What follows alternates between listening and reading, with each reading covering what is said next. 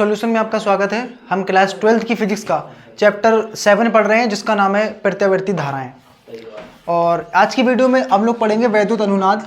और इससे previous video में हम लोगों ने विभिन्न प्रकार के एसी सर्किटों को पढ़ा था, जिसमें आर परिपथ, सी परिपथ, एल परिपथ, एल आर, सी आर और एल सी आर परिपथों को हम लोगों ने डिस्कस किया था। इस वीडियो में हम लोग डिस्कस करने वाले हैं वैद्युत अनुनाद। तो देखो, वैद्युत अनुनाद का मतलब क्या होता है। जब किसी वैद्युत परिपथ की प्रतिबाधा बेटा क्या हो जाती है, न्यूनतम हो जाती है, तो उसे हम क्या कहते हैं, वैद्युत अनुनाद। तो किसी प्रत्यावर्ती परिपथ की प्रतिबाधा क्या हो जाती है, न्यूनतम हो जाती है, तो उसे हम बेटा क्या बोलते हैं, वैद्युत अनुनाद। किसी वैद्युत परिपथ की इसमें लिखते हैं, जब किसी वैद्युत परिपथ की प्रतिबाधा न्यूनतम हो जाती है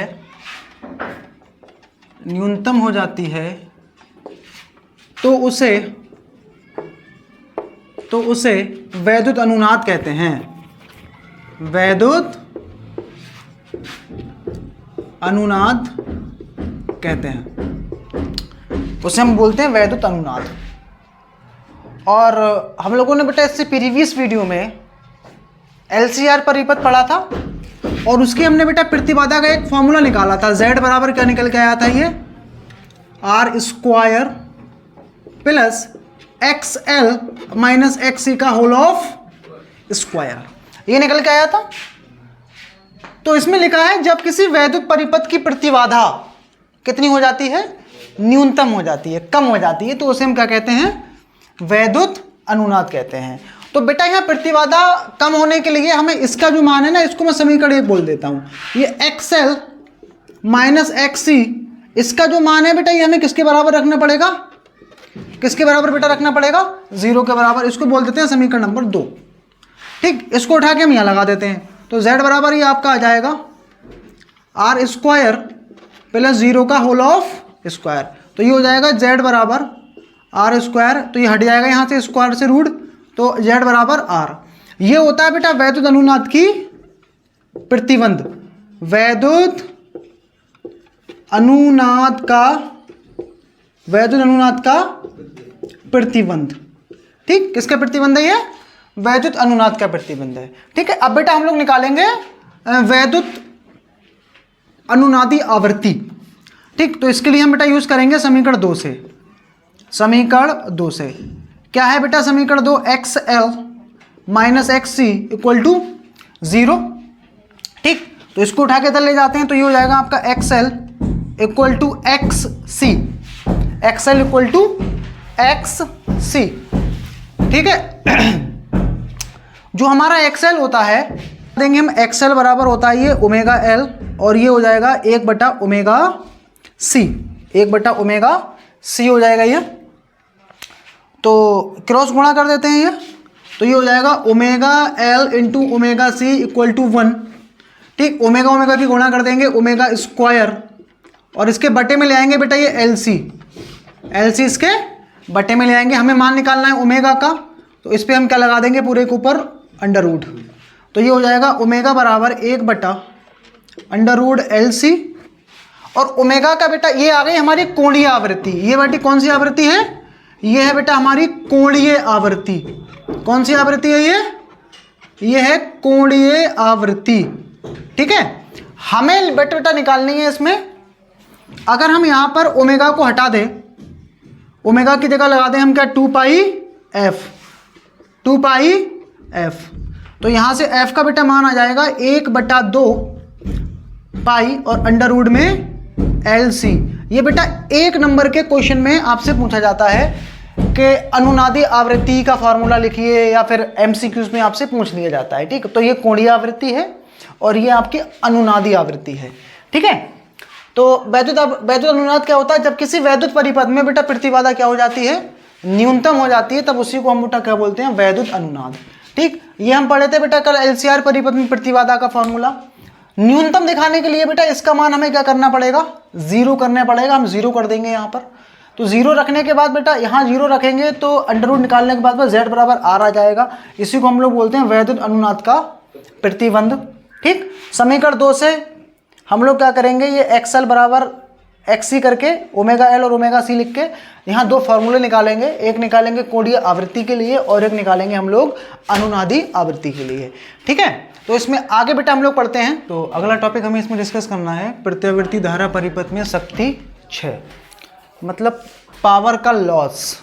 ठीक है, तो क्या होता है बेटा फॉर्मूला, पावर का फॉर्मूला होता है P बराबर VI, P बराबर BI।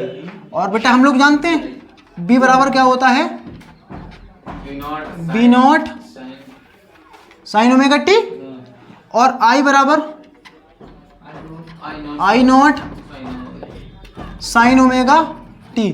लेकिन बेटा थोड़ा सा कलांतर ले लेते हैं इसमें। मैंने कलांतर कितना ले लिया, प्लस के 5। ठीक है,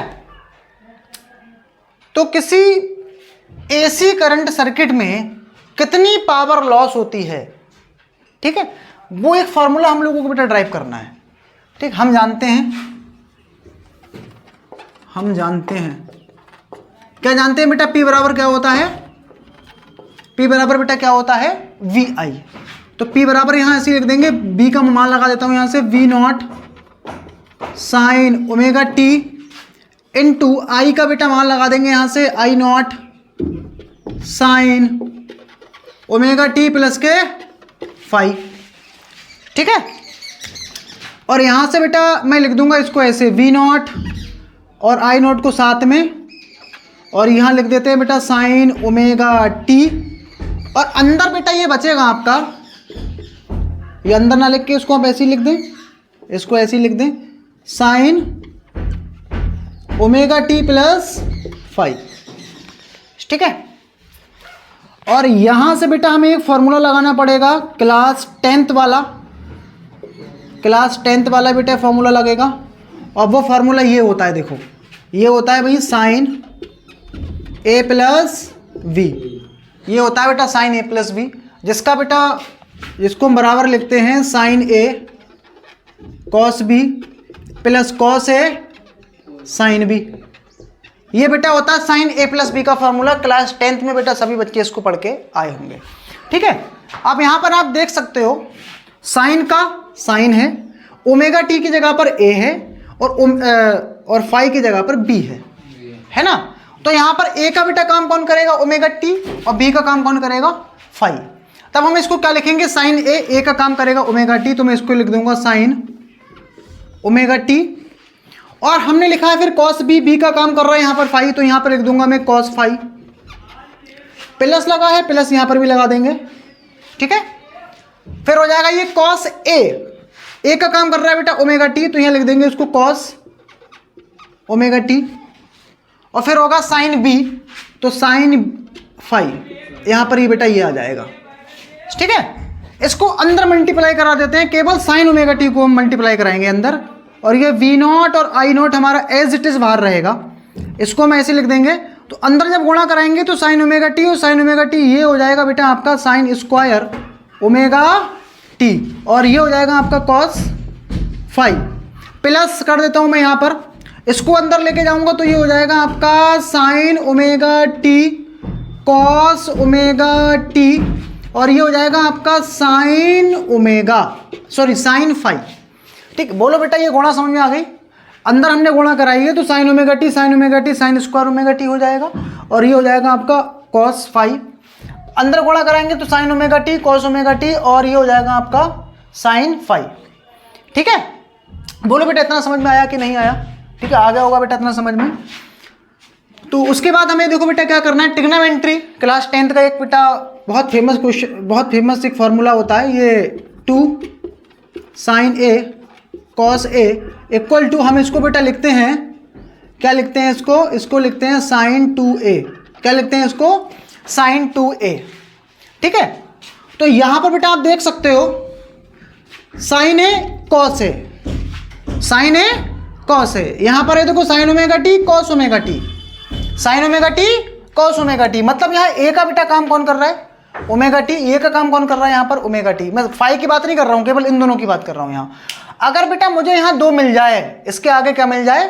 2 मिल जाए, तो मैं इसको बेटा क्या लिख सकता हूँ? साइन 2a लिख सकता हूँ इसको, है ना। लेकिन अभी समस्या क्या है, हमारे पास अभी 2 नहीं है, तो हम क्या करेंगे बेटा, 2 लाने के लिए ऊपर 2 से गुणा करा देंगे और 2 से भाग भी करानी पड़ेगी, जिससे मामला बेटा क्या रहे? बैलेंस रहे। ठीक है, तो मैं यहाँ लिखूंगा दोनों ओर, या फिर डायरेक्टली लिख सकते हो 2 वी नॉट आई नॉट, ये हो जाएगा आपका साइन स्क्वायर ओमेगा टी, और ये हो जाएगा आपका कॉस फाई। ठीक, इसको मैं क्या करूंगा बेटा, 2 से गुणा करा दूंगा ओमेगा टी और कॉस ओमेगा टी, और ये हो जाएगा आपका साइन ओमेगा, जिससे मामला बैलेंस हो जाए। 2 से जब हमने ऊपर गुणा कराई तो 2 से मुझे क्या करानी पड़ेगी बेटा? इसकी भाग भी करानी पड़ेगी। क्या क्या करानी पड़ेगी? भाग करानी पड़ेगी। ठीक है, तभी तो बेटा कट के बैलेंस होगा मामला। ठीक, इसको लिख दिया ऐसे, ये हो जाएगा आपका B naught I naught equal to sine square omega t cos phi. और इतने को बेटा मैं क्या लिख सकता हूं? इतने को देखो, इतने को मैं क्या लिखूंगा? इतने को बेटा मैं लिख सकता हूं, इतने को आप देख सकते हो बेटा 2 साइन ए कॉस ए को हमने क्या लिखा है? Sign 2a। ऐसे बेटा ए का काम कौन कर रहा है? आप चेक कर लो, 2 साइन ओमेगा टी और cos omega T. 2 sign A cos A हमने लिखा है उसको साइन 2a, तो इसको मैं क्या लिखूंगा बोलो? इसको लिखूंगा बेटा साइन 2 ओमेगा टी, और ये हो जाएगा आपका साइन फाई, और बटे में कितना आ जाएगा बेटा? ये 2 आ जाएगा। ठीक है, ये हमारा आ गया बेटा किसका मान? P का मान। ठीक, ये आ गया अपना किसका मान? P का मान। थोड़ा आगे बेटा इसको और सॉल्व करना पड़ेगा, इसको समीकरण 1 इसको हम बोल के यहीं छोड़ देते हैं बेटा। ठीक, आगे देखते हैं इसमें। P बराबर इतना आ चुका है। ठीक है, अब हम निकालेंगे यहाँ पर औसत शक्ति क्षय। क्या निकालेंगे? औसत शक्ति क्षय, औसत शक्ति क्षय। ठीक है, तो इसका औसत बेटा हमें लेना पड़ेगा। तो औसत का मतलब होता है P का एवरेज हमें लेना पड़ेगा, PAV इक्वल टू, ये हो जाएगा आपका बी नॉट आई नॉट, और यहाँ पर बेटा हम क्या करेंगे? देखो अंदर मैंने इसको ऐसे लिखा, और इसके लिए एक बेटा ऐसा सिंबल लगाएंगे हम लोग इस टाइप से, साइन स्क्वायर ओमेगा टी। ये जहाँ जहाँ पर बेटा ओमेगा रहेगा वहीं वहीं हमें बेटा क्या लगाना है? जहाँ जहाँ बेटा ओमेगा रहेगा वहीं वहीं पर हमें क्या लगाना पड़ेगा? ये वाला सिंबल लगाना है। ये औसत का सिंबल है यहाँ पर। ठीक है, थोड़ा यहाँ से मैं लिखता हूँ इसको।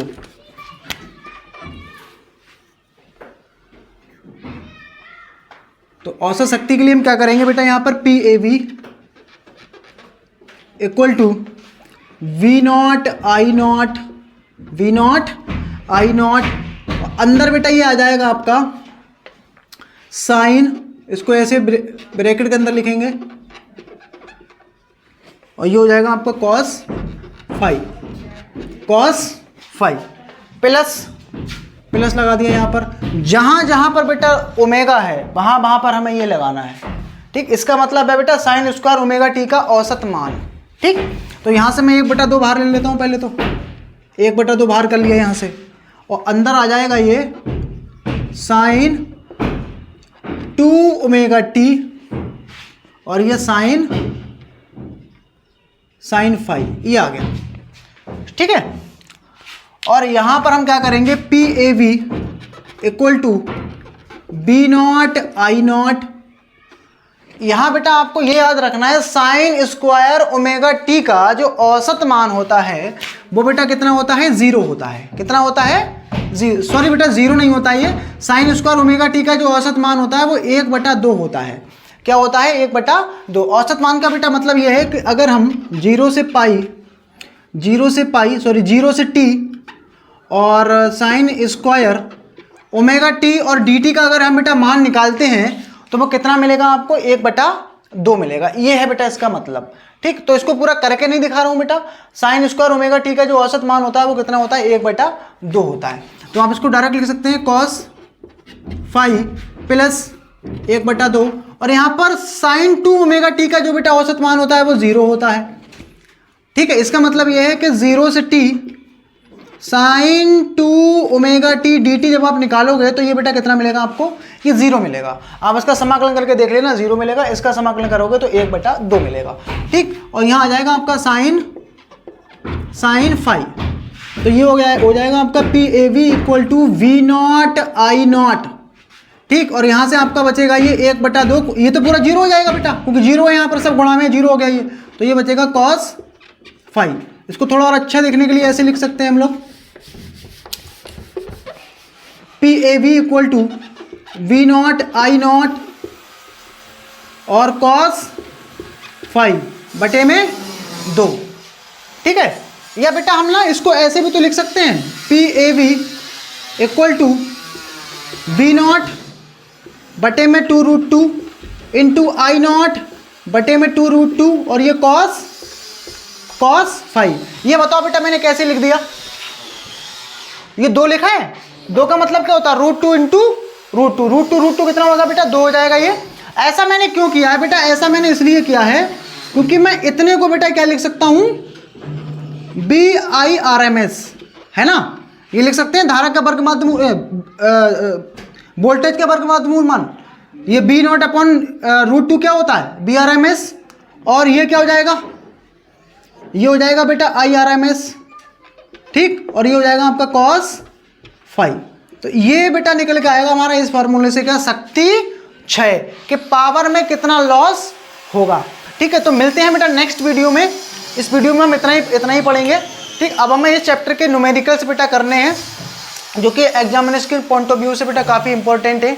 ठीक, न्यूमेरिकल करने के बाद में हमारा एक बहुत ही इंपॉर्टेंट इसमें टॉपिक बचेगा ट्रांसफार्मर, उसको पढ़ेंगे और उसके भी कुछ न्यूमेरिकल्स हम लोग लगा लेंगे और ये चैप्टर फिर हमारा ये जो है ये समाप्त हो जाएगा। अगर वीडियो आपको पसंद आया हो तो लाइक कर दें, शेयर कर दें, और अगर चैनल पर नए हो तो सब्सक्राइब कर लें। ठीक, तो मिलते हैं नेक्स्ट वीडियो में, अब तक के लिए थैंक यू।